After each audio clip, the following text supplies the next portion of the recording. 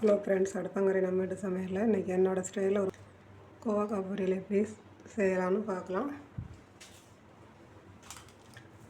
நல்லா ஒரு அரை ஸ்பூன் அளவுக்கு உளுத்தம் பருப்பு, 1/4 ஸ்பூன் அளவுக்கு ஜீரகம், கொஞ்சமாக கடுகு வெடிக்கவும் ஒரு பெரிய வெங்காயம் இது மாதிரி கட் பண்ணி வச்சுருக்கோம்.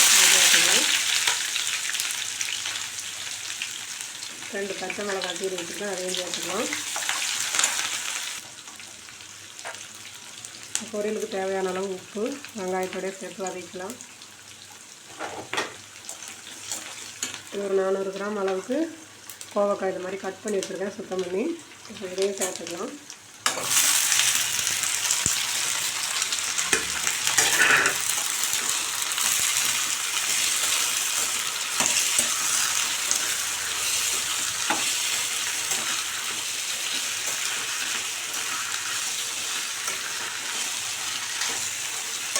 அடுப்பை மீடியம் ஃப்ளேமில் வச்சு இந்த கோவக்காவை நம்ம வேக விடலாம்.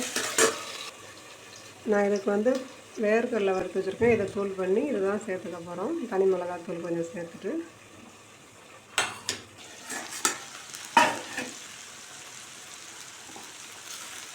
கோவக்காய் பாருங்க நல்லா வெந்து வந்துருச்சு. நான் கொஞ்சம் எண்ணெய் தாராளமாக விட்டுருக்கேன். கோவக்காயில் உள்ள தண்ணியிலே வெந்துருச்சு. நம்ம தண்ணி சேர்க்கணும்னு தேவையில்லை. கொஞ்சம் ஒரு மாதிரி இருந்தால் நம்ம லைட்டாக தண்ணி தொளிச்சு வேக வச்சுக்கலாம். இப்போ இந்த ஸ்டேஜில் நம்ம மிளகாத்தூள் சேர்த்துக்கலாம். ஒரு அரை ஸ்பூன் அளவுக்கு தனி மிளகாத்தூள் சேர்த்துக்கிறேன். சேர்த்து நல்லா கலந்து விட்டுக்கலாம். பச்சை மிளகாய் 2 போட்டிருக்கிறதுனால மிளகாத்தூள் கொஞ்சம் கம்மியாக சேர்த்துருக்கேன்.